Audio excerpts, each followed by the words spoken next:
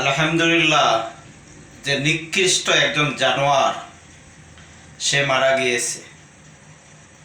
নিকৃষ্ট একজন জানোয়ার মারা গিয়েছে। আলহামদুলিল্লাহ, আলহামদুলিল্লাহ, আলহামদুলিল্লাহ। যে আইআরডিসি ক্ষেপণাস্ত্রের মাধ্যমে নিকৃষ্ট জানোয়ার ইসরায়েলের প্রধানমন্ত্রী তিনি মারা গিয়েছেন। এই নিকৃষ্ট জানোয়ারের মৃত্যুর খবর শুনে আপনারা কারা কারা খুশি হয়েছেন অবশ্যই কমেন্টে লিখে যাবেন, আলহামদুলিল্লাহ লিখে যাবেন।